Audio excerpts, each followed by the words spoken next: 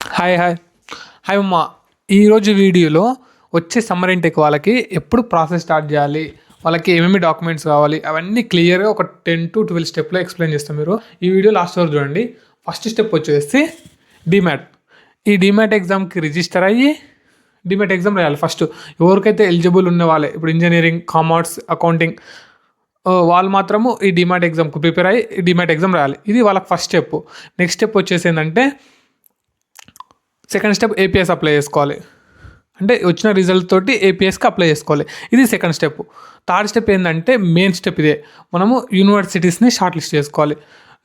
అంటే మన eligibility criteria ఏ యూనివర్సిటీకి మ్యాచ్ అవుతున్నాయి, మన క్రెడిట్స్ ఎన్ని యూనివర్సిటీస్కి మ్యాచ్ అవుతున్నాయి, మన చదివిన కోర్స్కి, మనం ఇప్పుడు చేసే మాస్టర్స్కి సేమ్ క్రైటీరియా ఉందనుకో, అలా మనము కొన్ని యూనివర్సిటీస్ని మనం షార్ట్ లిస్ట్ చేసుకోవాలి.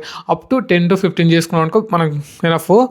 ఇది థర్డ్ స్టెప్. ఫోర్త్ స్టెప్ వచ్చేసి ఐఎల్స్ ప్రిపేర్ అయ్యి ఈ గ్యాప్లోనే ఐఎల్స్ రాయాలి. అండ్ ఇది ఫోర్త్ స్టెప్.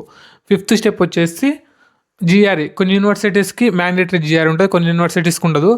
నా సజెషన్ ఏంటంటే జిఆర్ఈ రాస్తే బెస్ట్, ఎందుకంటే మనకి ప్రొఫైల్ వెయిటేజ్ కొంచెం పెరుగుతుంది. సిక్స్త్ స్టెప్ ఏంటంటే statement of purpose, motivation of letter. ఇవన్నీ పర్ఫెక్ట్గా మనం ఏ యూనివర్సిటీకి అప్లై చేస్తున్నాం, యూనివర్సిటీకి మనం చేంజ్ చేసేయాలి. నెక్స్ట్ 7th స్టెప్ ఏంటంటే LORs, letter of recommendations college నుంచి తెచ్చుకోవాలి. And transcripts, memos, provisional certificate and OD, ఇవన్నీ మనం గ్యాదర్ చేసి పెట్టుకోవాలి. 8th స్టెప్ ఏంటంటే యూనివర్సిటీస్కి అప్లై చేయడం. ఇది 2 types ఉంటాయి.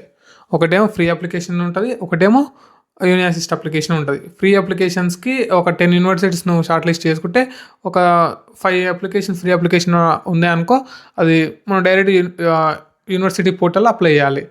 సెకండ్ టైప్ ఏంటంటే యూనియాసిస్ట్ ఏంటంటే మన డాక్యుమెంట్స్ వాళ్ళు రివ్యూ చేసి యూనివర్సిటీస్కి ఫార్వర్డ్ చేస్తారు. 9th స్టెప్ వచ్చేసి బ్లాక్డ్ అకౌంట్. ఇది ఈ ఒక 13.5 lakhs అవుతుంది ఈ బ్లాక్డ్ అకౌంట్కి. ఈ ఫండ్స్ అనేది మనం అమౌంట్ని బ్లాక్ చేయాలి. నెక్స్ట్ వచ్చేసి 10th స్టెప్ ఏంటంటే ఇవన్నీ ప్రాసెస్ అయినప్పటి మనము నెక్స్ట్ వీసా స్లాట్కి బుక్ చేసుకున్న ముందే ఈ సిఎస్పి ప్రాసెస్ ఉంటుంది. సిఎస్పి పోర్టల్లో మన డాక్యుమెంట్స్ అన్నీ అప్లోడ్ చేస్తే అందులో వెరిఫై అవుతుంది. ఈ వెరిఫై అయినాక మనకు వచ్చే 11th స్టెప్లనే వీసా అపాయింట్మెంట్ బుక్ చేసుకోవాలి. వీసా అపాయింట్మెంట్ బుక్ చేసుకొని ఆ స్టెప్లో మనం బయోమెట్రిక్స్ ఇచ్చి విఎఫ్ఎస్ గ్లోబల్ సెంటర్కి వెళ్ళి బయోమెట్రిక్స్ ఇస్తాం. ఇచ్చినాక ఒక మనకు ఎంత లేదన్నా 10 to 15 days లోపల మనకి స్టేటస్ అయితే వస్తుంది ఇంటికి పెట్టుకున్న అడ్రస్కి.